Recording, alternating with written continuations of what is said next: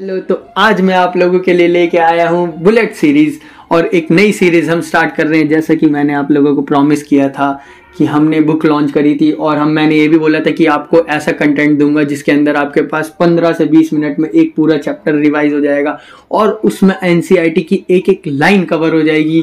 तो मैं अपना प्रॉमिस पूरा करने आ गया आप लोगों के लिए बुलेट सीरीज लेके। ये सीरीज हम क्या करेंगे कि डेली मैं एक चैप्टर आपको दूंगा। आप अब टेंशन मत लीजिए, लेक्चर्स डेली आएंगे, सब कुछ हमारा जुगाड़ हो चुका है। तो डेली आपके पास एक लेक्चर आएगा 25-30 मिनट। कभी चैप्टर बड़ा है तो आधे घंटे का हो सकता है, ज़्यादा बड़ा नहीं आएगा। आपको क्या करना है, आपको बस सुनना है या वीडियो पॉज करके खुद आंसर देने का ट्राई करना है। दूसरी चीज़, ये सीरीज किससे कर रहे हैं हम, ये हमारी बुक है बायोपल्स नाम की। अगर आपको चाहिए तो आप ऑनलाइन परचेज कर सकते हो। आपको पूरी NCERT fill in the blanks और शॉर्ट क्वेश्चन, वन वर्ड या शॉर्ट आंसर टाइप क्वेश्चन में है। ये बुक लिखी है, देखिए भाई मैंने लिखी है और ये हमारे भैया है भाई जो चैनल के फाउंडर हैं और जिनकी हेल्प से मैंने लिखी है। भाई साहब मतलब इनके बिना यार हो नहीं पाता, भाई बहुत सपोर्टिव है। तो हमारा बायोपल्स बुक है, हमारी बायोपल्स बुक है, मैंने आपको बता दिया। अब बिना किसी देरी के हम बुलेट सीरीज स्टार्ट करते हैं। एक चीज़ आप याद रखिएगा, बुलेट सीरीज उनके लिए जिन्होंने चैप्टर एक बार पढ़ रखा है। अगर आप सोचे कि आपने चैप्टर एक बार पढ़ा भी नहीं और आप कर लोगे तो नहीं यार, क्वेश्चन एनसीईआरटी की लाइन के बीच से है तो वो तभी आपसे होंगे जब आपने एनसीईआरटी पढ़ रखा है। दिस इज फॉर रिविजन, ठीक है। चलो स्टार्ट करते हैं बुलेट सीरीज। पहला क्वेश्चन हमारे सामने, और ये चैप्टर हम पहला लेके चल रहे हैं, ह्यूमन रिप्रोडक्शन, नेक्स्ट होगा रिप्रोडक्टिव हेल्थ। हाँ, sexual reproduction in flowering plant रह गया, मुझे पता है, कमेंट मत करना, मैं उसको करा दूंगा। नेक्स्ट ये रिप्रो पहले लेके चल रहा हूं मैं। तो स्टार्ट करते हैं पहले क्वेश्चन से। पहला क्वेश्चन क्या है, the male gonads are called, male gonads को क्या कहते हैं, testis. Second question, sperms are producing, sperms कहां बनते हैं, सेमिनिफेरस ट्यूब्यूल्स। इसमें मैं एक्सप्लेन कुछ कुछ चीजें करूंगा क्योंकि रिवीजन है, तो आप अगर कुछ लगे तो आप एनसीईआरटी से देख सकते हैं, ठीक है।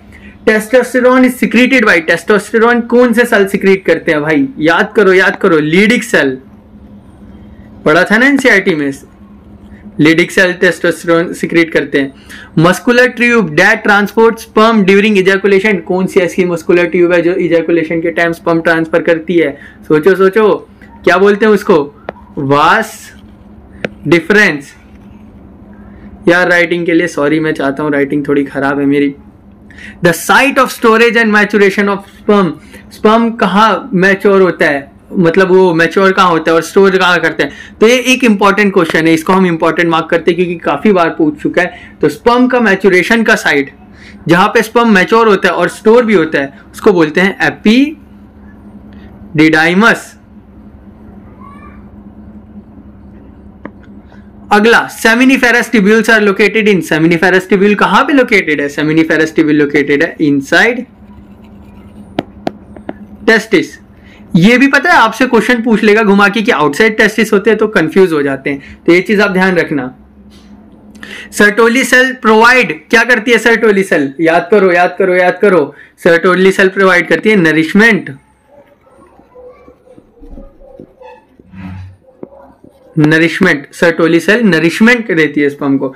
The head of the sperm contains, क्या करता है भाई, स्पर्म का हेड कंटेन क्या करता है। नेक्स्ट क्वेश्चन, क्वेश्चन 8 क्या बोलता है, head of the sperm contains, sperm का हेड क्या कंटेन करता है, स्पर्म के हेड में क्या होता है, थोड़ा सोचो क्या होता है, न्यूक्लियस एंड एक्रोसोम है, याद है ना स्पर्म का स्ट्रक्चर तुमने बनाया होगा, ऐसे होता है, ये टेल है, ये मिडल पीस है, ये टेल है, ये हेड है, तो ये तुमने बनाया होगा। हेड के अंदर एक्रोसोम होता है, न्यूक्लियस होता है ना, तो ये चीज। The tail of the sperm is called, sperm के टेल को क्या बोलते हैं भाई, याद करो याद करो याद करो याद करो याद करो, फ्लैजिलम। अब ये अगला क्वेश्चन क्या बोलते हैं, अब अपने क्वेश्चन 10 पे। क्वेश्चन 10 क्या बोलते हैं, Leydig cell are located in, Leydig cell कहां पे लोकेटेड होती है, लीडिक सेल लोकेटेड होती है इंटरस्टिशियल टिश्यू ऑफ टेस्टिस, मतलब जो टेस्टिस का इंटरस्टिशियल स्पेस है ना वहां पे होती है। मैं लिख के बता देता हूं, INT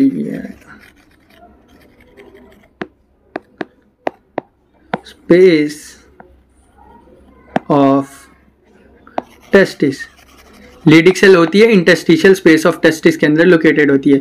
semen is formed by secretion of dash gland. Semen कौन कौन से ग्लैंड को मिला के बनता है, तो याद रखना है सीमन। इसके लिए मैंने एक ट्रिक लिख रखी है। इसके लिए ट्रिक क्या है, ट्रिक है ये देखो, ट्रिक मैंने याद कर रखी है एस, अब यहाँ तो मिट जा रहे हैं, कहाँ लिखे, हाँ चलो ऐसे याद कर लो, SPB। SPD तुमने सुना होगा पावर रेंजर्स, अगर देखा होगा तो, नहीं देखा तो SPB से याद कर लो, मैं SPB याद रखता हूँ, ठीक है। और इसमें पेयर्ड वाले भी होते हैं और अनपेयर्ड भी होते हैं, तो इसके लिए मैं आगे बताऊंगा।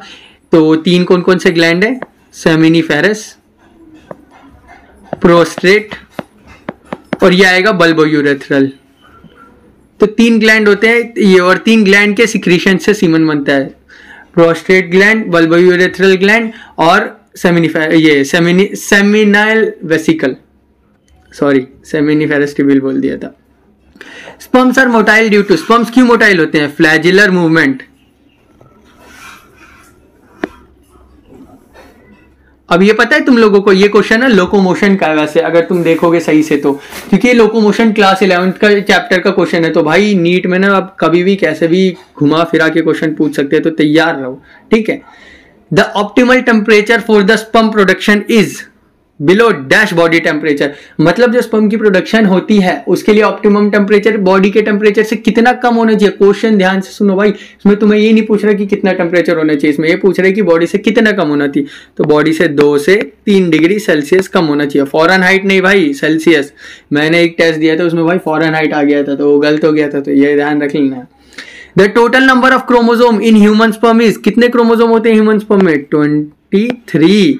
अब 23 की होते हैं, जैसे अब देखो यार एक चीज तुम्हें यार आगे है, चलो बता देता हूँ। जैसे मान लो एक स्पर्म है ये, इसके पास 23 है, और ये एग है इसके पास 23 है। अब ये 2 मिलके 23 + 23 46 हो जाएंगे ना यार, इसलिए 23 + 23 होते हैं। नहीं तो यार अगर एक के पास 46 हो गया, 46 + 46 मिलके, तो फिर तो यार अलग ही खेल हो जाएगा इस वजह से। अगला क्वेश्चन, स्पर्मेटोजेनेसिस अकर इन सेमिनिफेरस ट्यूब्यूल्स में होता है। स्पर्मेटोजेनेसिस कहाँ होता है, सेमिनिफेरस ट्यूब्यूल।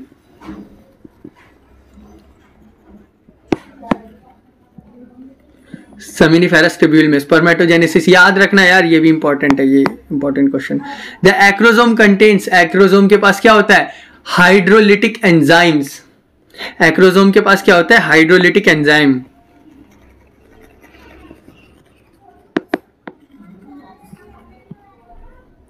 एंजाइम का नाम, अब चलो मैं बता देता हूँ हाइड्रोलिटिक एंजाइम क्या होता है। एक्रोसोम क्या होता है, ये स्पर्म है, इस स्पर्म का जो ये सामने वाला पार्ट, इसको बोलते हैं एक्रोसोम।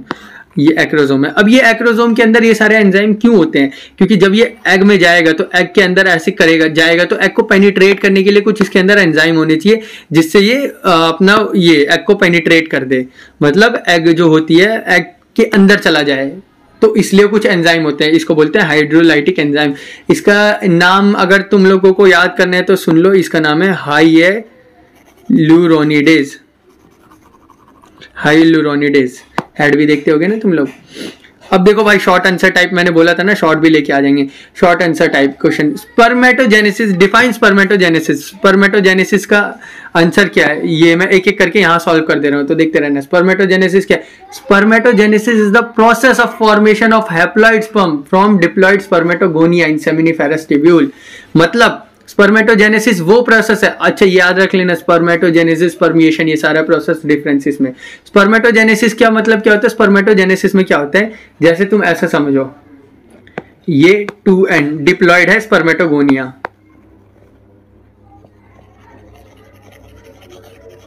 स्पर्मेटोगोनिया, ये स्पर्मेटोगोनिया डिप्लॉइड है। अब इससे क्या होता है, स्पर्म बनेगा। अब ये स्पर्मेटोगोनिया प्राइमरी सेकेंडरी ऐसे करते करते स्पर्म बन गया, तो इसी प्रोसेस को हैप्लॉइड स्पर्म बनने को, और ये एन होता है, तो हैप्लॉइड स्पर्म बनने को, और ये कहाँ होता है, सेमिनिफेरस ट्यूब्यूल में, इसी प्रोसेस को बोलते हैं हम स्पर्मेटोजेनेसिस। एक डिप्लॉइड स्पर्मेटोगोनिया से एक हैप्लॉइड स्पर्म बनने के प्रोसेस को हम बोलते हैं स्पर्मेटोजेनेसिस। ठीक है, याद, ये तुम्हें समझ आ गया होगा, आई होप सो। अगला, what is function of epididymis. Function of epididymis क्या है, what is function of epididymis? Epididymis का फंक्शन क्या होता है? याद करो, it store and allows maturation of sperm making them motile and functional. Epididymis क्या करता है? मैंने ऊपर क्वेश्चन भी कराया था, बोला था इंपॉर्टेंट है। तो एपिडिडाइमिस क्या करता है? Storage and maturation of sperm. तो एपिडिडाइमिस स्टोरेज और मैचुरेशन करता है स्पर्म का, तो ये चीज याद रखना। और एक चीज और करता है, स्पर्म को मोटाइल भी करता है, मेक स्पर्म मोटाइल। तो यहां तक तुम लोगों को क्लियर हो गया होगा। अब हम आते हैं अपने नेक्स्ट क्वेश्चन पे। नेक्स्ट क्वेश्चन, क्वेश्चन 19 क्या कर रहे हैं? Name the male accessory reproductive glands. Male के रिप्रोडक्टिव एक्सेसरी ग्लैंड्स मतलब मेल ग्लैंड, मैंने तुम्हें क्या बताया था? अभी तक तुम्हें ट्रिक याद हो जानी चाहिए। SPB। एस से क्या है? एस से क्या है? Seminal vesicle.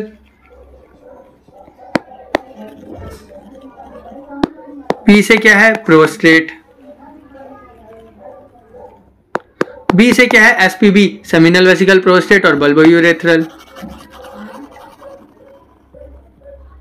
तो ये तीन, ये क्या बोलते हैं, ये मेल एक्सेसरी ग्लैंड्स होते हैं। ठीक है, ये सारी चीजें हो गई तुम्हें क्लियर। अब इसका वेरी शॉर्ट वाले इस टॉपिक का लास्ट क्वेश्चन क्या बोलता है? What is the function of testosterone in males? भाई टेस्टोस्टेरोन के बहुत सारे काम हैं, क्या है काम नहीं है इसके? तो इसका जो टेस्टोस्टेरोन का काम है ये मैं तुम्हें यहां बताता हूँ। टेस्टोस्टेरोन का काम क्या है? स्पर्मेटोजेनेसिस करता है। स्पर्मेटोजेनेसिस टेस्टोस्टेरोन के कारण होती है। Development of male reproductive organ, मैं शॉर्ट में लिख दे रहा हूं। और सेकेंडरी सेक्सुअल कैरेक्टर्स,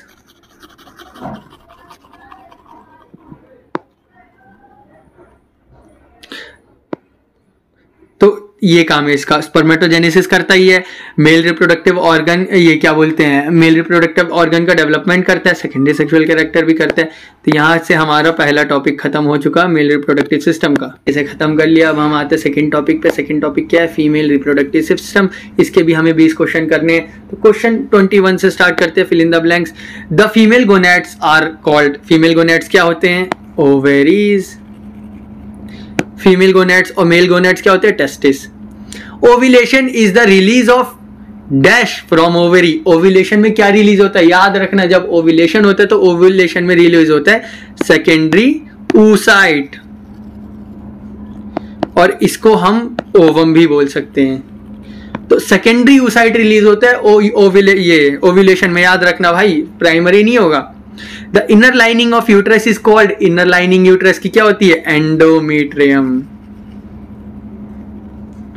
यूट्रस की 3 लाइनिंग होती है, तुम्हें पता है, एंडोयेरी, फिर बीच में आती है मायो, फिर लास्ट में क्या आती है? एंडो, मायो और meso. Sorry outer most lining of uterus को हम बोलते हैं पेरीमेट्रियम। मायोमेट्रियम बीच वाली होती है। ओके याद आ गया, गॉट इट। इनर मोस्ट तुम्हें पता है एंडोमेट्रियम, फिर मायोमेट्रियम, फिर पेरीमेट्रियम। ठीक है, done. Next question, question number 24। Question number 24 क्या कह रहा है? The external genitalia in female are collectively called. जो फीमेल की एक्सटर्नल जेनिटिलिया है, the external genitalia of female is collectively called. सारे के सारे एक्सटर्नल जेनिटिलिया जो फीमेल में होते हैं उसको हम बोलते हैं मिला के वल्वा। क्या बोलते हैं? VULVA, याद रखना। अगला, ovarian follicles contain dash.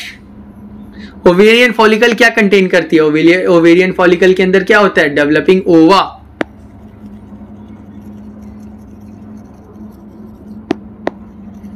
Question 26 यहीं पे आ गया। Corpus luteum secretes dash hormone. भाई ये बहुत इंपॉर्टेंट क्वेश्चन है, ये ना बहुत बार पूछ चुका है। कॉर्पस लूटियम क्या सिक्रीट करता है? Corpus luteum secrete progesterone. Corpus luteum progesterone करता है, याद रखना भाई, ठीक है। ये क्वेश्चन के थ्रू पूरा रिवीजन होते जा रहा है, ये चीज समझते रह लेना। Fertilisation typically occurs in dash part of the fallopian tube. Fertilisation कहां होता है? याद रखो, ampullary region.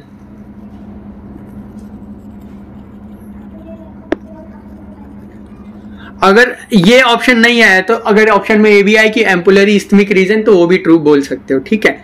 Menopause occur due to dash of ovarian function.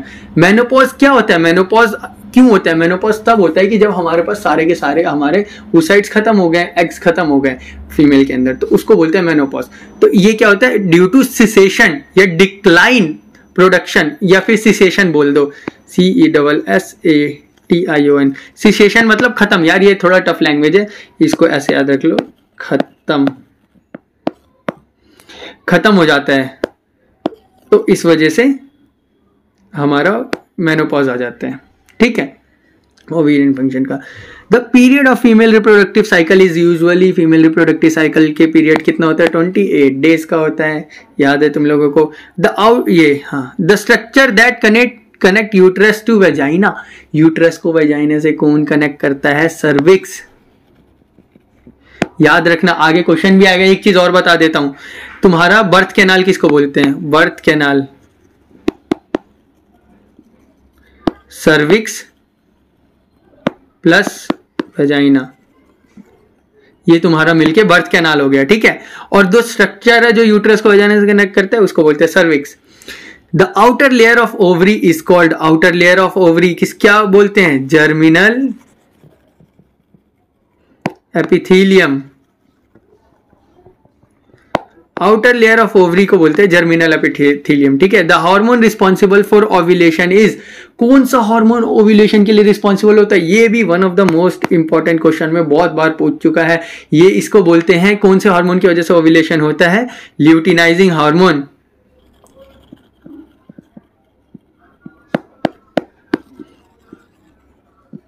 तुम लोगों ने पढ़ा होगा ना, एलएच सर जाता है वैसा कुछ।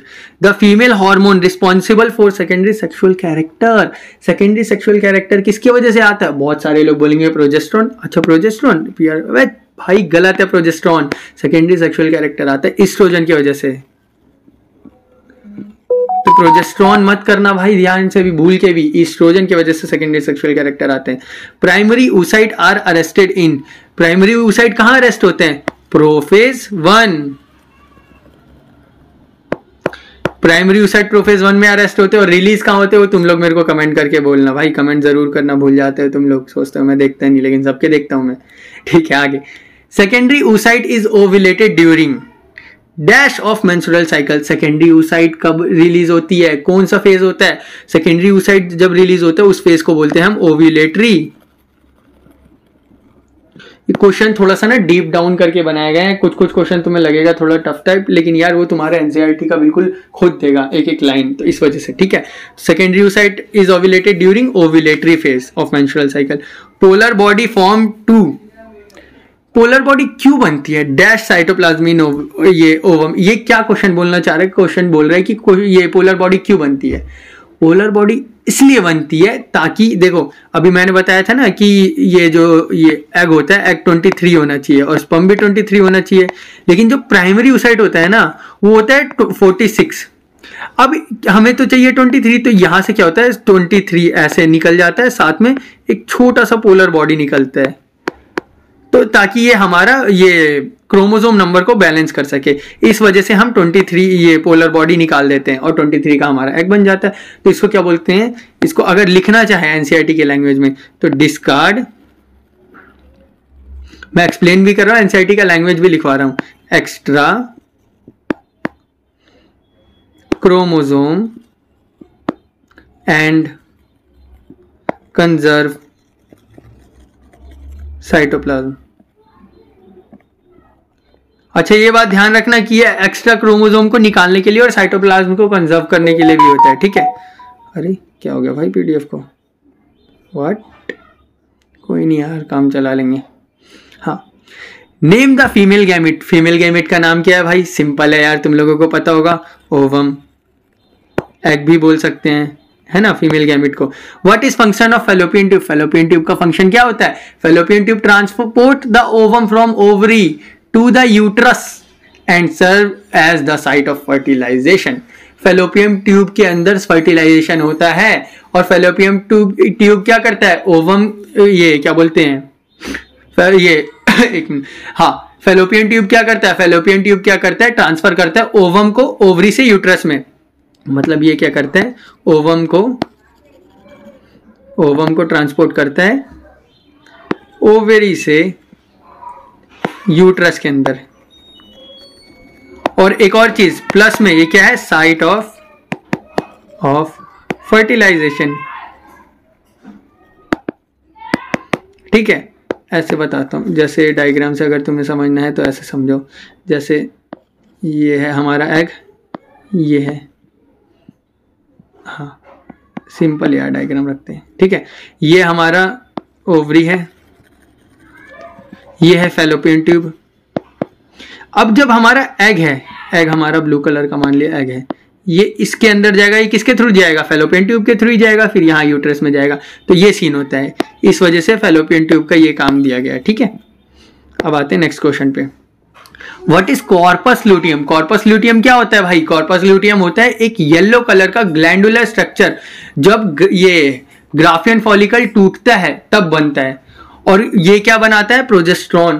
तो ये याद रख लेना, कॉर्पस लूटियम क्या है? इट इज अ येलो, और याद रखना ग्लैंडुलर, इसके अंदर ग्लैंड्स भी होता है, जब भी तो सिक्रिएट करेगा progesterone. Yellow glandular structure, yellow glandular structure formed from ruptured Graafian follicle.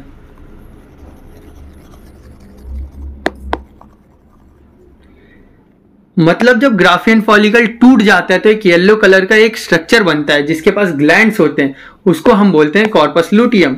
और कॉर्पस लूटियम का ये एक हार्मोन निकालता है, उस हार्मोन को क्या बोलते हैं? प्रोजेस्टेरॉन। ठीक है, तो यहाँ पे हमारे होते हैं 40 क्वेश्चन, इस टॉपिक के भी क्वेश्चन खत्म। तो अपना तीसरा टॉपिक का नाम क्या है? Gametogenesis, spermatogenesis and oogenesis। ये जो तीनों जहाँ जेनेसिस आ जाते हैं ना भाई, वहाँ दिमाग की ऐसी तैसी हो जाती है, तो इसको थोड़ा ध्यान से सुनना।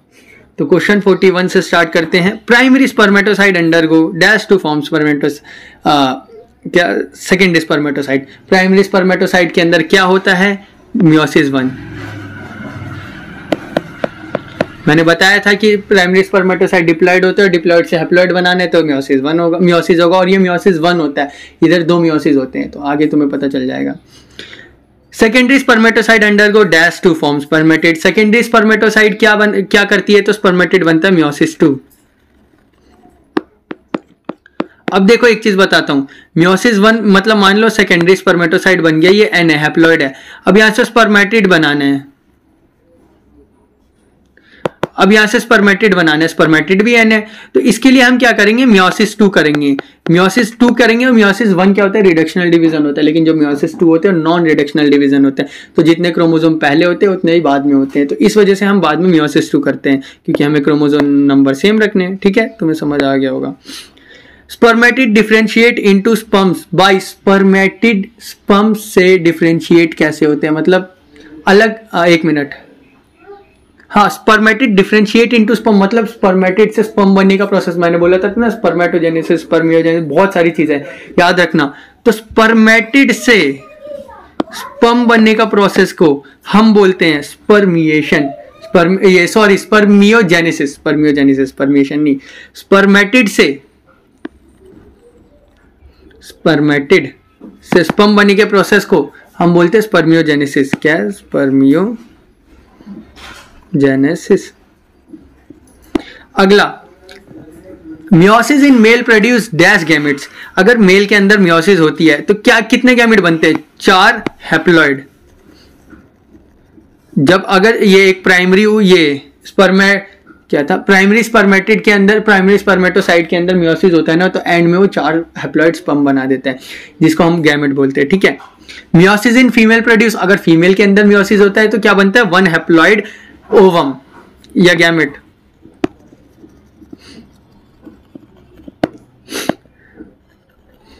क्योंकि यार वहां पोलर बॉडी बनती है, डीजेनरेट होती है, बहुत सारी चीज होती है, तो याद रखना मेल के अंदर क्या बनता है? 4 हैप्लॉइड, फीमेल के अंदर 1 हैप्लॉइड। ठीक है, spermatogonia are dash cell. Spermatogonia क्या होता है? स्पर्मेटोगोनिया होते हैं diploid cell. Oogonia divide by dash to form primary oocyte। Oogonia किस में डिवाइड होती है? माइटोसिस। उगोनिया क्या होती है? उगोनिया के अंदर होता है माइटोसिस, और माइटोसिस होकर प्राइमरी oocyte बनती है। Primary oocyte is arrested in. Primary oocyte किसके अंदर अरेस्ट होता है? याद करो, मैंने बताया था प्राइमरी oocyte होता है प्रोफेज 1 में अरेस्टेड। प्रोफेज 1 ऑफ मियोसिस, जो प्राइमरी oocyte है प्रोफेज 1 मियोसिस में अरेस्ट होगा। हाँ अगला, सॉरी यार थोड़ी सर्दी हो रही थी। हाँ साइटोकाइनेसिस, ये साइटोकाइनेसिस है। Cytokinesis, cytokinesis in oogenesis is equal होता है अनइक्वल। अब जैसे oogenesis है, oogenesis में मैंने बताया था कि ये प्राइमरी ये oocyte है, इससे एक सेकेंडरी बन गया और एक हैप्लॉइड बॉडी बन गया। अब एक बात बताओ, इसका साइज तो काफी बड़ा है, ये इतना बड़ा है, और इसका साइज है इतना छोटू सा। तो तुम जो साइटोकाइनेसिस होता है, जो साइटोकाइनेसिस का मतलब क्या होता है? एक मेन बॉडी से दो अलग अलग बच्चे डिवाइड होते हैं। अब जो दो अलग अलग बच्चे हुए हैं, अगर उनका साइज सेम है तो इसको बोलेंगे इक्वल साइटोकाइनेसिस। लेकिन अगर दोनों बच्चे हैं, दोनों बच्चों का साइज अलग अलग है, जैसे ये बच्चा है, ये बच्चा बड़ा है, ये बच्चा छोटा है, तो अगर दोनों बच्चों का साइज अलग अलग है तो उसको बोलते हैं अनइक्वल साइटोकाइनेसिस। और यहाँ पे क्या हो रहा है? अनइक्वल, क्योंकि मेन जो हमें खाना है वो हम oocyte को दे देते हैं, और पोलर बॉडी यार थोड़ा बहुत तो उसको हटा के निकाल के फेंक देते हैं, इस वजह से अनइक्वल। ठीक है, अब क्वेश्चन नंबर 50 क्या कह रहा है? Each primary spermatocyte produce. एक प्राइमरी स्पर्मेटोसाइट कितना बना लेता है? 4 स्पर्म बनाता है। तो याद रखना, एक प्राइमरी स्पर्मेटोसाइट से 4 स्पर्म बनते हैं। भाई ये क्वेश्चन बहुत बार पूछा, इंपॉर्टेंट है, दिमाग घुमा देने वाले क्वेश्चन है ये। ठीक है, diploid number of chromosome in primary spermatocyte is. Diploid number of chromosome primary spermatocyte में मैंने बताया कितने होते हैं? 46 क्रोमोसोम होते हैं। Haploid number of chromosome in secondary oocyte is. Secondary oocyte में कितने क्रोमोसोम होंगे? 23, ये बता चुका हूं। FSH stimulate dash in female. FSH क्या स्टिमुलेट करता है? याद रखना, हार्मोन का फंक्शन है। एफएसएच क्या स्टिमुलेट करता है? Growth of ovarian follicles. यहां लिख देता हूं ना,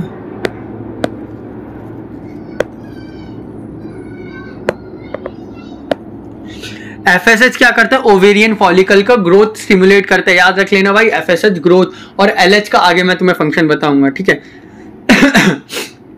एलएच सर्च ट्रिगर क्या करता है? ओव्यूलेशन। मैंने बताया था ना, एलएच सर्च जब आता है तो ओव्यूलेशन हो जाती है। Sertoli cell nourish. Sertoli cell क्या नरिश करता है? किसको नरिश करता है? Developing spermatogenetic cells. मतलब यार स्पर्म्स को ऐसे कर लो, अगर तुम सिंपल लैंग्वेज में करो तो स्पर्म्स को ये नरिश करता है during spermatogenesis. The testis are located in. Testis कहां लोकेटेड होता है? स्क्रोटम में। Sperm require dash environment to survive in female tract. Sperm को कैसा रिक्वायरमेंट चाहिए? Slightly alkaline. ये याद रख लेना भाई, स्पर्म को स्लाइटली अल्कलाइन इन्वायरमेंट चाहिए।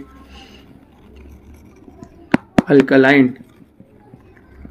अब भाई ये मत पूछना अल्कलाइन का मतलब क्या होता है। अल्कलाइन मतलब होता है basic. 58 the acrosome contain dash to penetrate ovum. Acrosome contain dash to penetrate ovum. Acrosome में ऐसा क्या होता है जो उसको ओवम को पेनिट्रेट कर देता है? एंजाइम होते हैं, हाइड्रोलिटिक एंजाइम। और मैंने बता दिया था हाइलुरोनिडेज होता है, तो ये चीज तुम याद रखना। oogenesis completes only after. oogenesis कब कंप्लीट होता है? फर्टिलाइजेशन के बाद। जब फर्टिलाइजेशन हो जाएगा तो आपका oogenesis भी कंप्लीट हो जाएगा। ठीक है, अब मिनार्च मार्क्स द बिगिनिंग ऑफ। मिनार्च एक तो मैंने बताया था मेनोपॉज। मेनोपॉज का क्या है कि स्टॉपिंग ऑफ मेंस्ट्रुअल साइकिल। और मिनार्क का मतलब क्या होता है? मिनार्क का मतलब होता है बिगिनिंग ऑफ मेंस्ट्रुअल साइकिल। ठीक है, एक मिनट। मिनार्क का मतलब होता है beginning of menstrual cycle.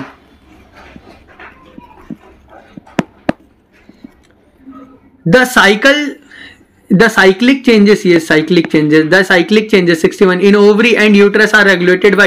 Ovary और यूट्रस के अंदर जो साइक्लिक चेंजेस है वो कौन रेगुलेट करता है? 2 जगह से जो हार्मोन निकलते हैं वो ये रेगुलेट करते हैं। एक तो पिट्यूटरी से हार्मोन, और दूसरा क्या करता है, ओवेरियन हार्मोन।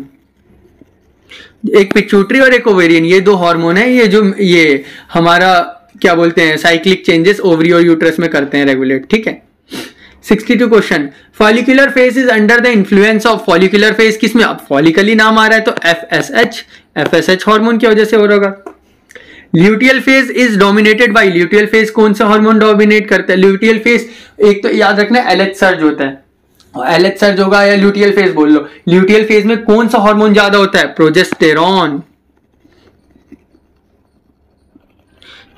ईस्ट्रोजन नहीं, प्रोजेस्टेरॉन मेंटेनेंस क्या करता है, मायोमेट्रियम। गलत, प्रोजेस्टेरॉन गलत, प्रोजेस्टेरॉन क्या करता है, मेंटेन एंडोमेट्रियम, ठीक है। अब हमारे पास वेरी शॉर्ट वाला आ गया, ये मैं वेरी शॉर्ट इसलिए डाल रहा हूं ना ताकि तुम्हारी लिखने की प्रैक्टिस हो जाए, ठीक है।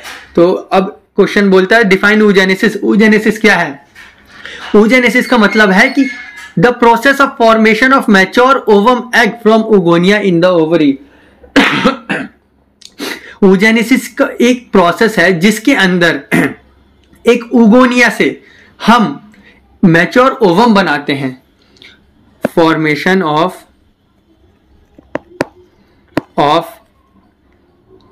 ओवम या एग फ्रॉम oogonia से हम जब ओवम या एग बनाते हैं उस प्रोसेस को oogenesis बोलते हैं। याद रखना भाई, बहुत सारे इसमें प्रोसेस है, कंफ्यूजन होता है, स्पर्मियोजेनेसिस, स्पर्मिएशन, ये सारे तो याद रखना। What is function of polar body, polar body का फंक्शन क्या है यार, वैसे तो कोई भी फंक्शन नहीं है, बस तुम इतना याद रख लेना पोलर बॉडी क्यों हम अलग करते हैं, एक तो क्रोमोसोम नंबर बैलेंस करने के लिए और दूसरा ये क्या बोलते हैं साइटोप्लाज्म ये करने के लिए कि ओवम के पास ज्यादा साइटोप्लाज्म है, मैंने बताया था ना अनइक्वल डिवीजन होता है, तो ये लिखने की जरूरत नहीं है, तो ऐसे लिख लेते हैं chromosome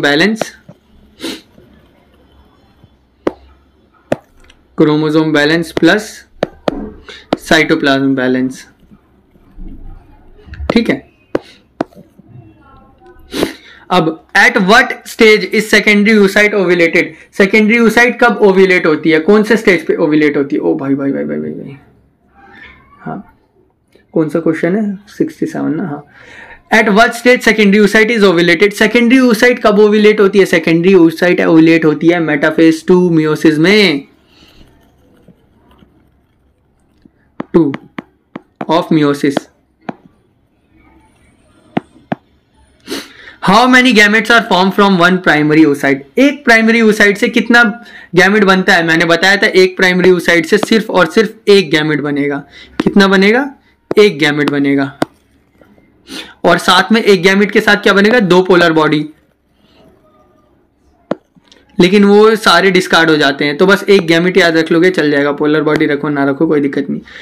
which hormone regulate gametogenesis in male, कौन सा हार्मोन मेल के अंदर गैमेटोजेनेसिस करवाता है, तो एक चीज तो तुम लोगों को याद रहता है कि हाँ भैया टेस्टोस्टेरोन, लेकिन दूसरा हार्मोन जो मोस्टली बच्चे भूल जाते हैं वो होता है एफएसएच। एफएसएच भी हार्मोन ये क्या बोलते हैं गैमेटोजेनेसिस रेगुलेट करता है और स्पर्मेटोजेनेसिस करवाता है मेल के अंदर, तो याद रखना एफएसएच, ये इंपॉर्टेंट है, ये चीज भूलना नहीं चाहिए, ठीक है। अगला क्वेश्चन नंबर 70 बोल रहा है विच hormone regulate gametogenesis in female, female के अंदर तो तुम लोगों को पता ही है भाई, एक एफएसएच हो जाएगा और दूसरा क्या हो जाएगा, एलएच हो जाएगा।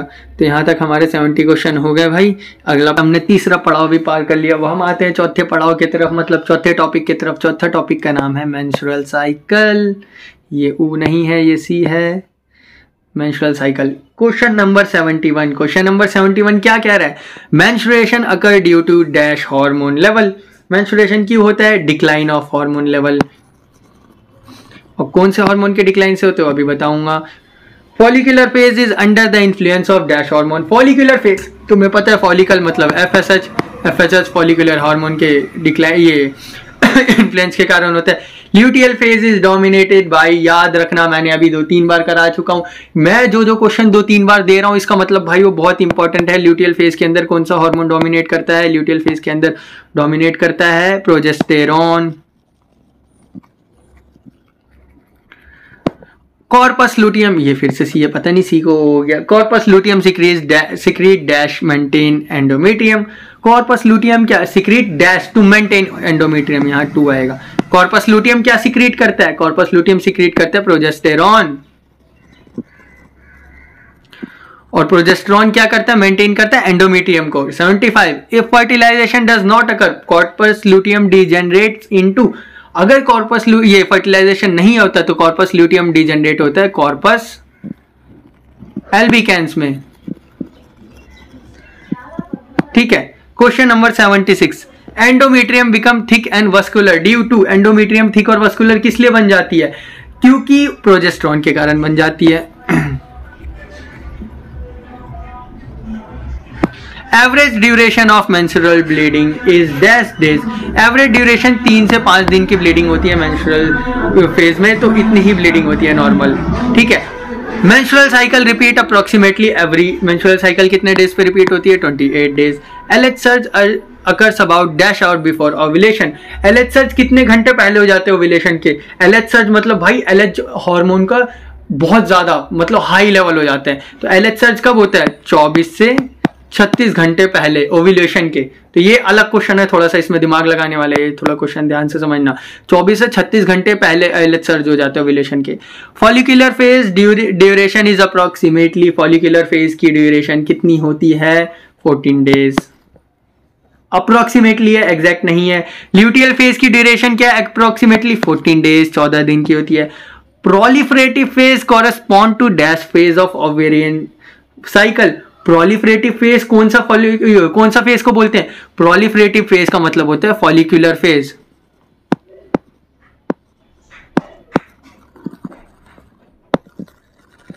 फॉलिकुलर फेज को प्रोलिफरेटिव फेज बोलते हैं। ठीक है, secretory phase corresponds to dash phase of ovarian cycle. Secretory phase किसको बोलते हैं? सिक्रीटरी फेज किसको बोलते हैं? ल्यूटियल फेज को बोलते हैं।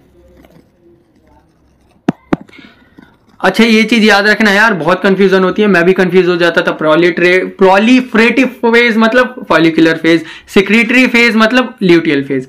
FSH stimulate growth of, FSH क्या स्टिमुलेट करती है? Growth of. एफएसएच क्या करती है? Ovarian follicles. एफएसएच है फॉलिकुलर स्टिमुलेटिंग हार्मोन है, तो फॉलिकल्स ही करेगी ना।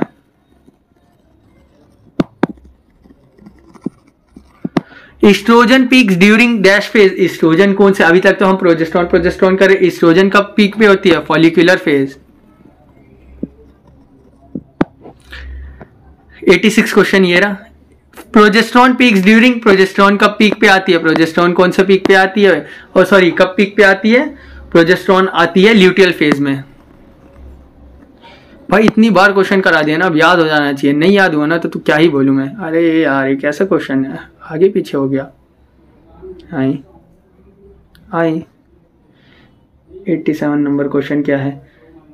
ठीक है, ये ऐसा पूछ रहा है, मैं लिख देता हूं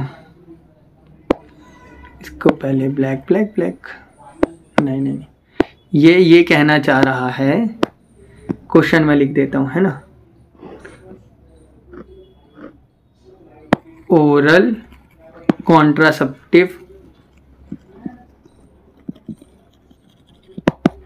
प्रिवेंट्स, ओरल जो कॉन्ट्रासेप्टिव होते हैं क्या प्रिवेंट करते हैं, क्या बचाते हैं? जो ओरल कॉन्ट्रासेप्टिव खाते हैं, अगले चैप्टर में हम पढ़ने वाले हैं, लेकिन इसी में आंसर दो जल्दी। ओरल कॉन्ट्रासेप्टिव क्या प्रिवेंट करते हैं? ओव्यूलेशन। क्या करते हैं? ओव्यूलेशन। और ओव्यूलेशन कैसे कर, हाँ ठीक है, हाँ 1 मिनट, हाँ ओव्यूलेशन करते हैं, ठीक है भाई। अच्छा ये क्या है? डिसमेनेरिया नहीं है, डिसमेनेरिया नहीं है, ये अलग क्वेश्चन है ये। ठीक है, यहाँ इतना ही याद रख लो, ओरल कॉन्ट्रासेप्टिव ओव्यूलेशन प्रिवेंट करते हैं। ठीक है, इतना याद हो गया, काम खत्म। हाँ, एमेनोरिया रिफर्स टू, एमेनोरिया का मतलब क्या होता है? एमेनोरिया का मतलब होता है एब्सेंस ऑफ मेंस्ट्रुएशन। जब कोई फीमेल लैक्टेटिंग होती है तो उसका मेंस्ट्रुएशन नहीं होता तो उसको बोलते हैं lactational amenorrhoea.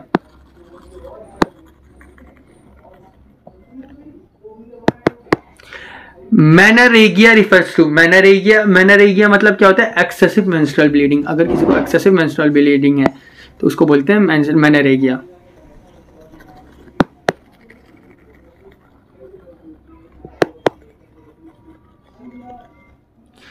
Endometriosis affects, endometriosis मतलब ये थोड़ा सा बाहर का क्वेश्चन है, मैंने डाल दिया।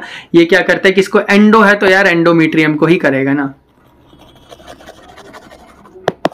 Ovulation usually occur on, ovulation कौन से अगर डे पे होता है? 14 डे। और किसके कारण होता है? एलएच सर्च के कारण, 10 बार बता चुका हूं।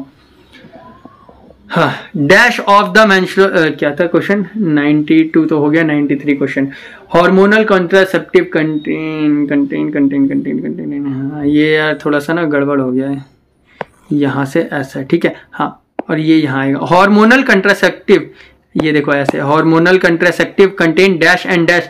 हार्मोनल कंट्रासेप्टिव जो हम लेते हैं उसके अंदर कौन कौन से हार्मोन होते हैं? 2 ही तो हार्मोन होंगे, ईस्ट्रोजन और progesterone.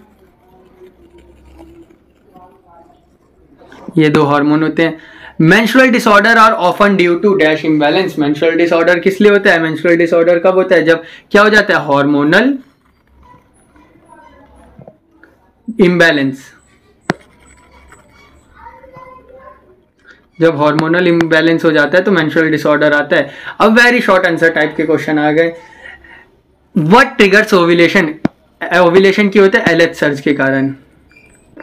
Name the 3 main phases of menstrual cycle. कौन से 3 मेन फेजेस होते हैं? सबसे पहला होता है मेंस्ट्रुअल, फिर क्या होता है?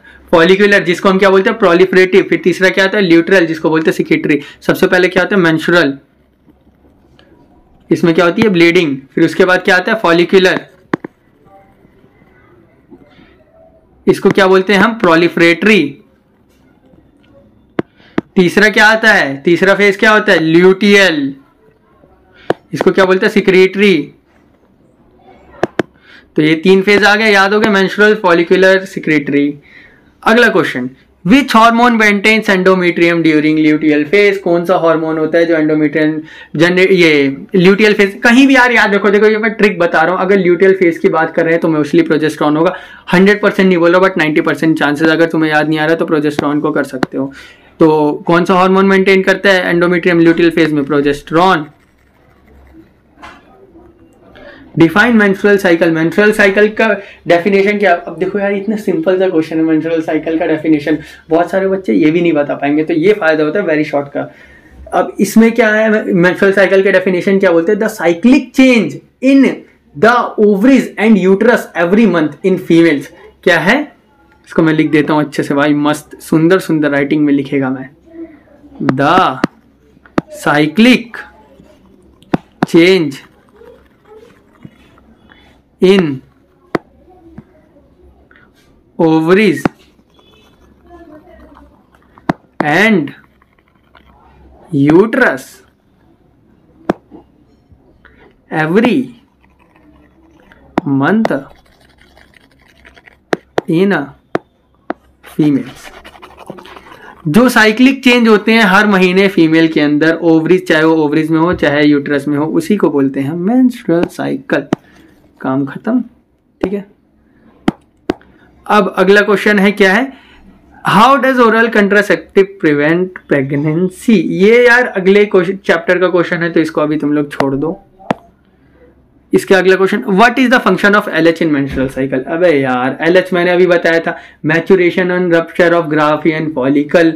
एलएच का क्या फंक्शन होता है? Maturation and rupture of Graafian follicle. तो लिख देते हैं अच्छी राइटिंग में, मैच्योरेशन एंड रप्चर ऑफ।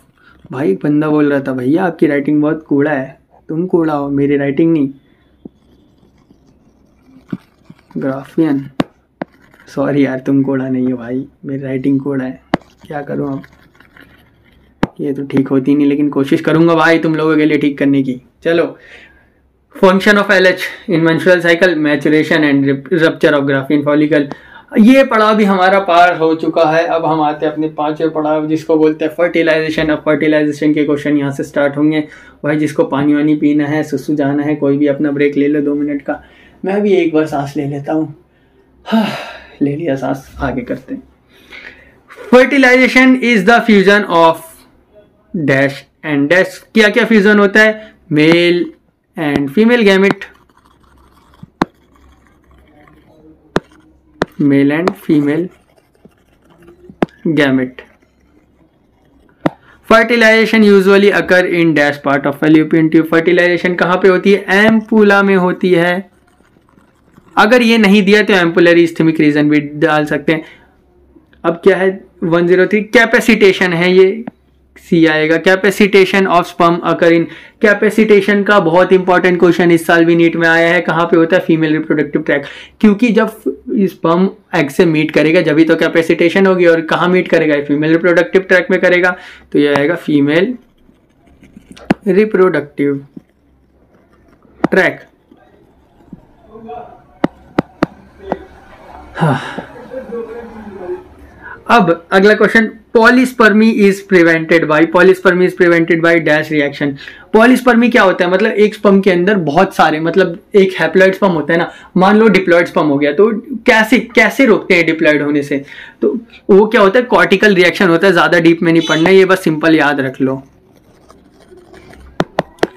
ये ना एनसीईआरटी के बाहर की चीज है, इसलिए मैंने लिख दी है कि छूटे ना, बट ज्यादा इतना ध्यान नहीं देना।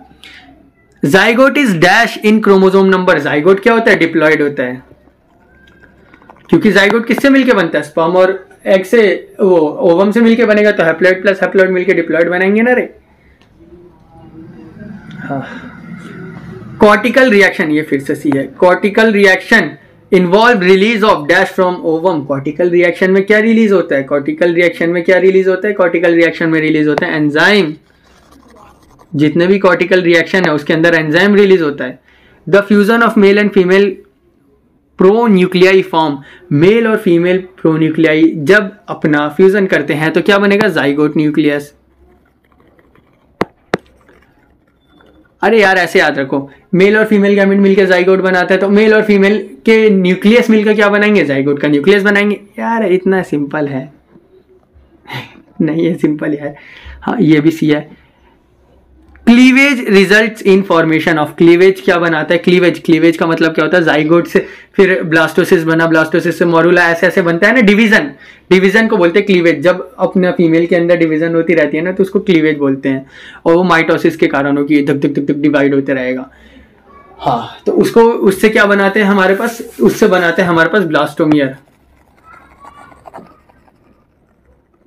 ठीक है। मॉरुला इज फॉर्म्ड आफ्टर। मॉरुला कितने डिवीजन? 3 से 4 डिवीजन के बाद मॉरुला बन जाता है। ठीक है, तो ये चीज याद रख लेना। Blastocyst has dash and dash. Blastocyst के पास क्या क्या होता है? ब्लास्टोसिस्ट के पास ट्रोफोब्लास्ट, ब्लास्टोसिस्ट के पास ट्रोफोब्लास्ट होता है और इनर सेल मास। यार ये चीज याद रखना इंपॉर्टेंट है, ये ट्रोफोब्लास्ट और इनर सेल मास, ये थोड़ा सा ना इंपॉर्टेंट है, बहुत बार पूछ लेता है। ओए भाई ये 110 हो गया था ना, तो क्यों आ गया फिर से दोबारा? भाई साहब बेकार रिपीट हो गया, पता ना। तो ये पेज रिपीट हो गया था, इसको हम यहाँ कर देते हैं। अगला 111 पे आते हैं। Trophoblast contributes to formation of trophoblast. क्या कंट्रीब्यूट करता है? क्या बनाता है? ट्रोफोब्लास्ट बनाता है प्लेसेंटा। ट्रोफोब्लास्ट बनाता है placenta. Inner cell mass of blastocyst develop into. जो इनर सेल मास है ब्लास्टोसिस का, वो बनाता है एम्ब्रियो। देखो याद रखना,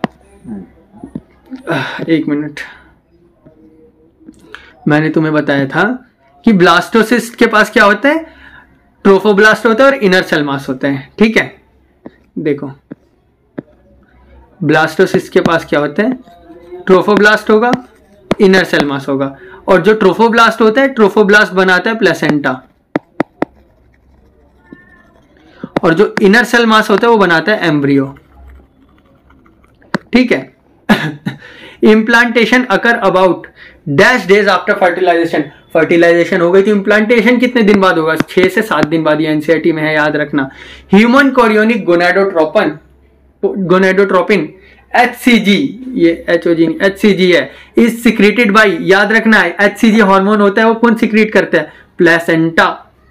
प्लेसेंटा सिक्रेट करता है। ठीक है, और पता है ये ट्रोफोब्लास्ट सेल इधर है, लेकिन तुम प्लेसेंटा भी लिख सकते हो, ट्रोफोब्लास्ट भी लिख सकते हो, क्योंकि तुम्हें पता है ट्रोफोब्लास्ट सेल से प्लेसेंटा बनता है। तो अगर ऑप्शन में प्लेसेंटा नहीं आया तो घबराना मत, या तो प्लेसेंटा लिख देना या तो ट्रोफोब्लास्ट, क्योंकि ना घबराना मत, कभी कभी ऑप्शन घुमाने के लिए दे सकता है, तो ट्रोफोब्लास्ट कर देना, ठीक है।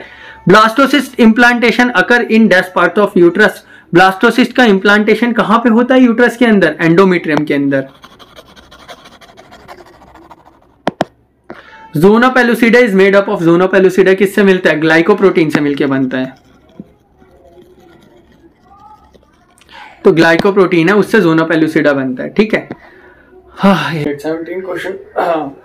डिफाइन जाइगोट, यार देखो ना जो डेफिनेशन वाले क्वेश्चन है ना तुम लोग का दिमाग खोल देते हैं, तो कभी ना जब डेफिनेशन वाले क्वेश्चन है तो तुम लोग खुद वीडियो पॉज करके सोचने की कोशिश करना, ठीक है। डिफाइन जाइगोट, जाइगोट क्या है? Zygote is a diploid cell formed after fusion of gamete. क्या है ये है डिप्लॉयड सेल,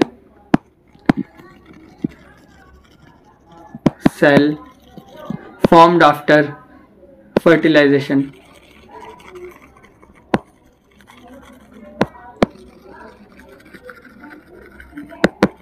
फर्टिलाइजेशन के बाद बनता है। What is capacitation of sperms? Capacitation मतलब क्या होता है? जब स्पर्म ना ओवम को छेदता है, ओवम के अंदर जाता है तो उसको छेद करके जाता है, तो उसी प्रोसेस को हम बोलते हैं कैपेसिटेशन। और ये क्या है? फिजियोलॉजी। अबे भाई ये नीट का बहुत इंपॉर्टेंट क्वेश्चन है, पूछा भी है भाई और पूछ सकता है। कैपेसिटेशन एक फिजियोलॉजिकल प्रोसेस है, नहीं सॉरी इसको क्या बोलते हैं? एक मिनट फिजियोलॉजिकल, हाँ इसको बोलते हैं फिजियोलॉजिकल। एक मिनट ऐसे अच्छे से इसको लिखेंगे, physiological maturation of sperm in female track. Physiological maturation of sperm in female track को बोलते हैं हम ये कैपेसिटेशन, ठीक है, हो गया। What is role of trophoblast? Trophoblast का क्या, नहीं इससे पहले ये क्वेश्चन तो रह गया 119। Which enzyme help in sperm penetrate ovum? कौन सा एंजाइम? मैं भाई 10 बार बोल चुका हूं, hyaluronidase, hyaluronidase. What is role of trophoblast? Trophoblast का रोल क्या है? इम्प्लांटेशन। ट्रोफोब्लास्ट का रोल क्या है? Implantation and placenta formation.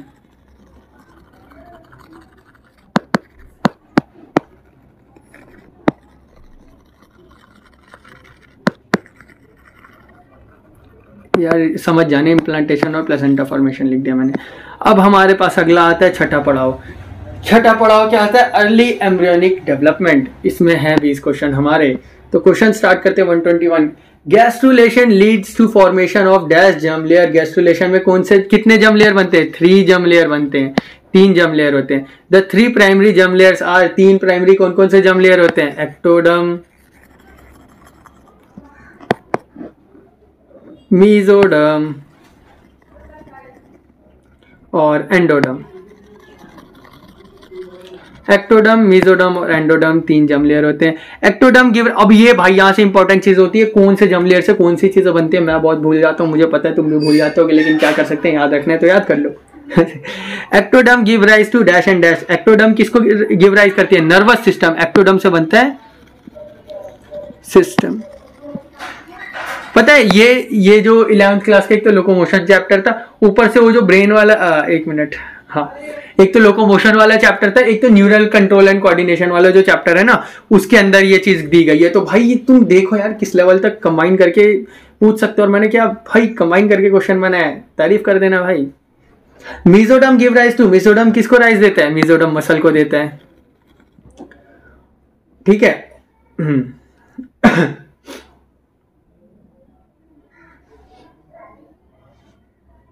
ओ भाई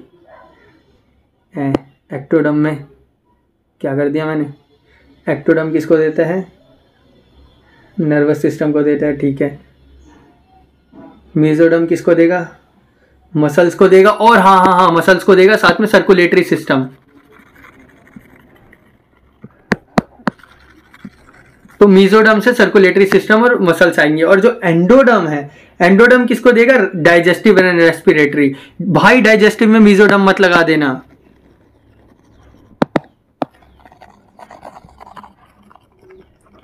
तो याद रखना, एक्टोडर्म जो है, एक्टोडर्म नर्वस सिस्टम को देगा, मेसोडर्म देगा मसल और सर्कुलेटरी सिस्टम, जो एंडोडर्म है वो डाइजेस्टिव सिस्टम और रेस्पिरेटरी ट्रैक्ट को देगा।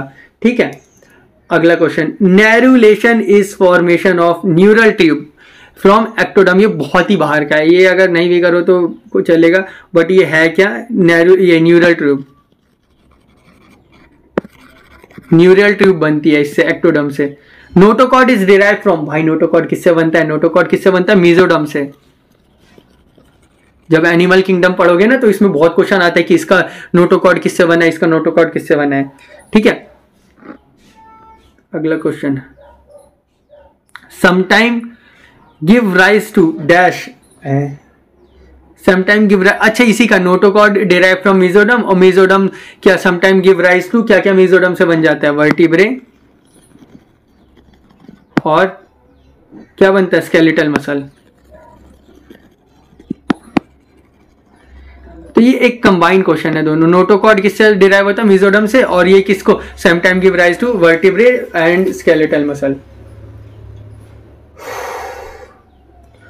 ठीक है, और ये कॉलम है, ये coelom is derive from, coelom क्या है यार, ये ना मैं तुम्हें एनिमल किंगडम में कराने वाला, चलो बता देता हूँ, ये मेसोडर्म से बनता है। अगर ये तुम्हें अभी नहीं आया तो कोई नहीं, एनिमल किंगडम में करेंगे हम भाई। Amniotic cavity develop from, amniotic cavity कहां से डेवलप होती है, एक्टोडर्मल सेल से।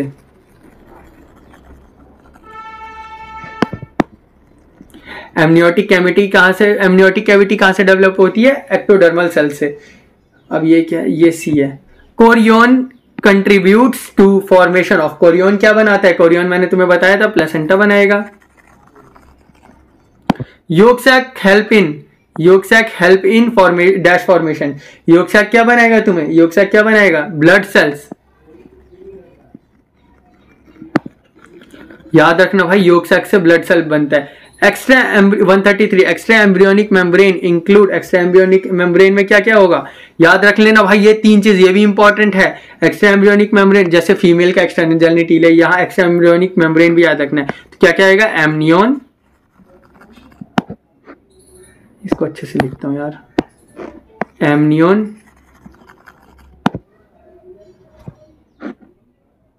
कोरियन,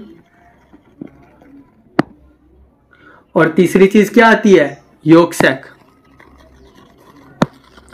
तो तीन चीज बनाती है extra embryonic membrane, amnion, chorion और yolk sac। Placenta formation begins at dash week of pregnancy. अरे यार ये वीक वाला गारंटी भाई, हर साल क्वेश्चन आता है, हर साल मतलब क्वेश्चन आता ही आता है कि इतने वीक में क्या बनता है, इतने वीक में क्या बनता है, याद रखना। Placenta formation begins at, placenta formation कब बनता है, second week of pregnancy. Umbilical cord contain dash arteries and dash vein. Umbilical cord क्या कंटेन करती है, अम्बिलिकल कॉर्ड के अंदर 2 आर्टरी होगी और 1 वेन होगी, याद रखना है, 2 आर्टरी और 1 वेन होती है। Amniotic fluid protect the embryo from, amniotic fluid क्या प्रोटेक्ट करती है एम्ब्रियो को, जैसे एम्ब्रियो के आसपास ना, जैसे ये एम्ब्रियो है, अब इसके आसपास एमनियोटिक फ्लूइड होता है, और फिर ये बाहर ऐसा मतलब वूम होती है, तो ये बाहर का जो एक्सटर्नल इन्वायरमेंट है और मैकेनिकल स्ट्रेस है, इससे प्रोटेक्ट करती है। तो किससे प्रोटेक्ट करेगी, मैकेनिकल शॉक्स।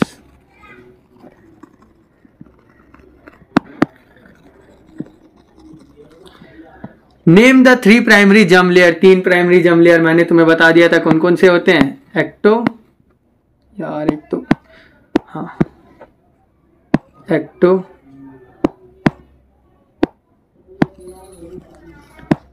एंडो और मीजो, ये 3 प्राइमरी जर्म लेयर होते हैं। 138, which germ layer forms nervous system, कौन सा जर्म लेयर नर्वस सिस्टम बनाता है, मैंने तुम्हें अभी बताया था कौन सा बनाता है, ectoderm. Which germ layer form muscles, muscles कौन बनाता है भाई, मसल्स कौन बनाता है, mesoderm. What is function of amniotic fluid, मैंने बता दिया, कुशंस होता है, ये वो क्या बोलते हैं, मैकेनिकल स्ट्रेस से बचाता है।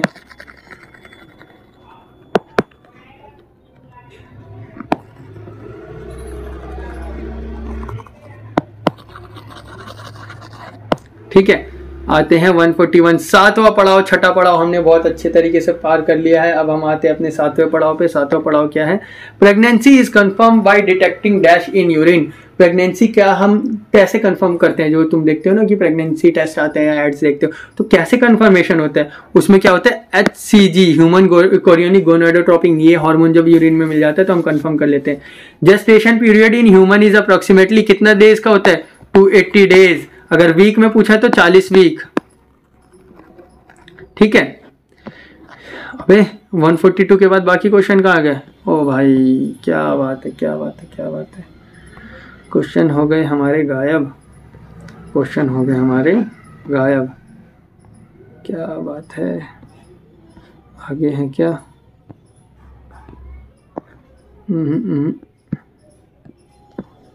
क्वेश्चन भैया कहाँ गए आप?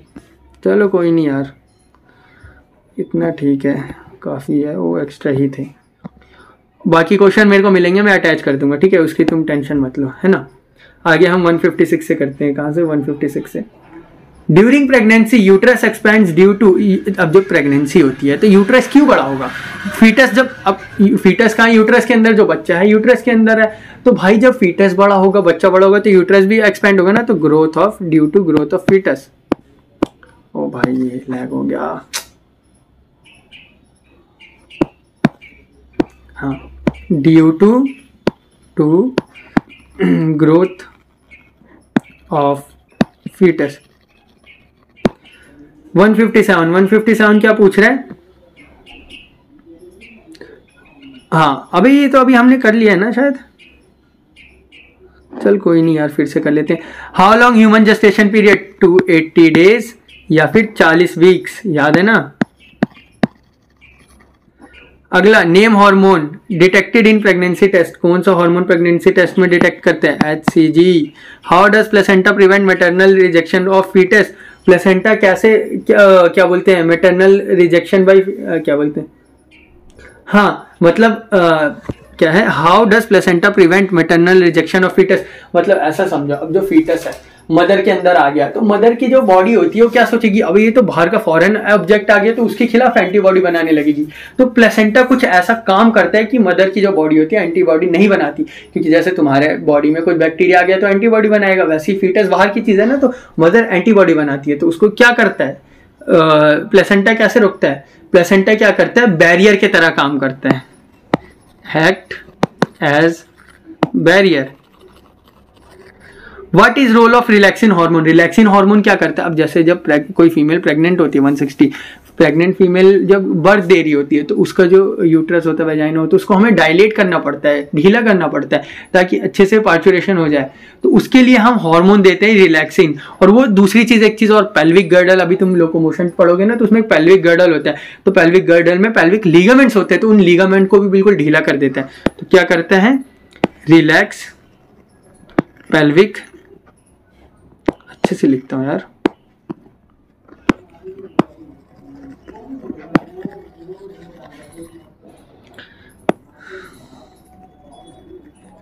Relax pelvic ligaments and soften cervix. Cervix को सॉफ्ट करता है और ये पेल्विक लिगामेंट को ढीला कर देता है, ठीक है। 161 क्वेश्चन क्या है? Parturition is the process of, parturition क्या होता है? चाइल्ड बर्थ का process. Parturition is process of child birth.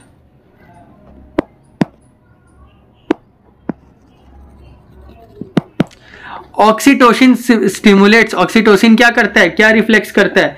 Uterine contraction. पता है जब ऑक्सीटोसिन, ये पार्चुरेशन के टाइम भी ऑक्सीटोसिन रिलीज होता है, और वो क्या बोलते हैं? यूट्रस को कॉन्ट्रैक्ट करवाता है, तभी तो बर्थ होता है। तो ये क्या करता है? Oxytocin stimulate uterine contraction. Relaxin help in dash of cervix during labour. Relaxin क्या करता है? डायलेशन। डायलेशन मतलब ढीला, ढीला करता है। Dilation of cervix occur in dash stage of labour. अब जैसे लेबर होता है, मतलब लेबर मतलब पार्चुरेशन, उसके 2-4 स्टेप्स होते हैं। तो ये कौन सा स्टेप होता है? सर्विक्स का डायलेशन करना, मतलब पहला स्टेप। सबसे पहले हम सर्विक्स को ढीला करेंगे, जब ही तो आगे का प्रोसेस कर पाएंगे, नहीं तो आगे कुछ कर ही नहीं पाएंगे। अगला, expulsion of baby occur in dash stage of labour. Expulsion of baby, baby का बाहर निकलना कौन सा स्टेज होता है? Second stage. सबसे पहले तो हम सर्विक्स ढीला करेंगे, फिर बेबी ने बाहर निकालेंगे। Delivery of placenta occurs in dash stage. अब बेबी बाहर आ गया तो प्लेसेंटा भी बाहर निकालेंगे, तो उसको क्या बोलते हैं, थर्ड स्टेज। तो पहला स्टेज क्या है, सबसे पहले सर्विक्स ढीला करना, डायलेट करना। सेकंड स्टेज बेबी बाहर निकालना, फिर प्लेसेंटा बाहर निकालना। 167 ये सी है। Colostrum is the first dash secreted after delivery. Colostrum क्या है, पहला मिल्क लाइक सिक्रेशन, मिल्क नहीं बोल सकते, मिल्क लाइक सिक्रेशन, मिल्क ही लेकिन मिल्क लाइक, और इसमें बहुत सारी एंटीबॉडीज होती हैं।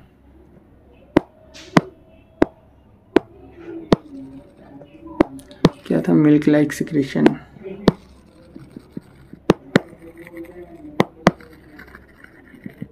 Lactation is stimulated by, lactation कौन से हार्मोन की वजह से स्टिमुलेट होता है, prolactin. Prolactin is secreted by, prolactin कैसे सिक्रेट होता है, कहां से बनता है प्रोलैक्टिन, बताओ, एंटीरियर पिट्यूटरी। अभी तुम हार्मोन वाला चैप्टर केमिकल और न्यूरल पढ़ोगे ना, तो तुम्हारा बहुत दिमाग खराब होगा, कौन सा कहां से निकलता है।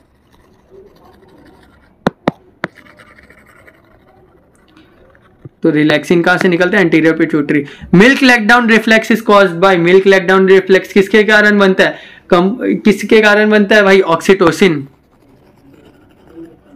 तो ऑक्सीटोसिन पार्चुरेशन भी करवाता है और मिल्क लेटडाउन, मिल्क को निकालता है। अच्छा एक बात ध्यान रखना, लैक्टेशन मतलब मिल्क को बनाना, वो प्रोलैक्टिन के कारण होता है, और मिल्क को निकालना ऑक्सीटोसिन। याद रखना, मिल्क को बनाना प्रोलैक्टिन, लेकिन मिल्क निकालना oxytocin. Composition of cholesterol include dash and dash, उसके अंदर क्या होता है, एंटीबॉडीज एंड प्रोटीन्स, एंटीबॉडीज और प्रोटीन होता है। Mature milk is rich in, mature milk जो होता है वो रिच इन किसके अंदर, जो फैट, उसके अंदर फैट होता है, लैक्टोज होता है, और क्या होता है, प्रोटीन। जो मैच्योर मिल्क होता है उसके अंदर फैट, लैक्टोज और प्रोटीन होता है। Breast feeding helps in, breast feeding किसमें हेल्प करता है, एक minute, help in dash uterus after delivery. हाँ, जब ब्रेस्ट फीडिंग करते हैं ना तो यूट्रस का कॉन्ट्रैक्शन होता है और रिकवरी भी होती है, तो ब्रेस्ट फीडिंग के कारण यूट्रस कॉन्ट्रैक्ट होता है। हाँ, suckling stimulate hypothalamus to release, जब बच्चा सकल करता है ब्रेस्ट को तो हाइपोथैलेमस से क्या निकलता है, ऑक्सीटोसिन। जब ऑक्सीटोसिन निकलता है, अब ऑक्सीटोसिन बोलेगा कि भाई मिल्क निकालो, तो मिल्क निकालता है। तो जब सकिंग रिफ्लेक्स होता है तो हाइपोथैलेमस ऑक्सीटोसिन निकालता है। Lactational amenorrhoea prevents dash temporarily ovulation. अब मैंने बताया था जब फीमेल लैक्टेटिंग फीमेल है तो उसके अंदर क्या होगा, ये ओव्यूलेशन नहीं हो रहा होगा, तो कुछ टाइम के लिए प्रेगनेंसी भी रुक सकती है। Milk ejection occurs due to contraction of dash cells. Milk ejection कौन से सेल्स के कारण, कॉन्ट्रैक्शन के कारण होता है, मायो एपिथेलियम, ब्रेस्ट में मायो एपिथेलियम सेल होते हैं।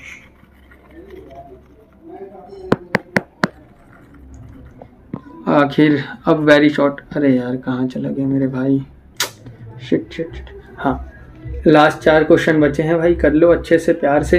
Which hormone initiate labour contraction, सबसे पहले कौन सा हार्मोन लेबर कॉन्ट्रैक्शन करवाता है, ऑक्सीटोसिन। मैंने बताया अभी, ऑक्सीटोसिन करवाएगा। Name the 3 stages of labour, 3 stages क्या होते हैं, सबसे पहले मैंने बताया सर्विक्स डायलेट होता है, सबसे पहले क्या होगा, सर्विक्स डायलेट, तो इसको बोलेंगे डायलेशन। सेकेंड स्टेज क्या होगा, एक्सपल्शन, एक्सपल्शन मतलब बेबी का बाहर आना। तीसरा स्टेज क्या होगा, प्लेसेंटा का बाहर आना, तो इसको बोलेंगे प्लेसेंटल। तो 3 स्टेज, डायलेशन, एक्सपल्शन और placental. What is colostrum, colostrum क्या है, yellowish antibody rich, antibody plus yellowish milk after child birth. तो येलो और ये antibody rich milk after child birth. आखिरी, how long exclusive breast feeding recommended by हु, ये थोड़ा जनरल नॉलेज का क्वेश्चन और एनसीईआरटी के लास्ट में दे रखा है, तो थोड़ा ध्यान से इसको पढ़ना। कितने दिन तक ब्रेस्ट फीडिंग करनी चाहिए, तो इसके लिए हु ने बोल रखा है 6 मंथ कम से कम, कम से कम 6 महीने की ब्रेस्ट फीडिंग ज़रूरी होती है। तो इसी के साथ हमारा चैप्टर होता है भाई ख़त्म। बहुत बढ़िया से इस चैप्टर को कर लिया। बीच में 10-12 क्वेश्चन मिसिंग थे, वो मैं डाल दूंगा, उसकी टेंशन मतलब। एक एक चीज़ मैंने करा दिया इस चैप्टर का। तुम लोग को और कुछ करने की ज़रूरत नहीं। आई होप तुम लोग का रिवीजन हो रहा होगा। तो मस्त रहो, पढ़ते रहो। बाय।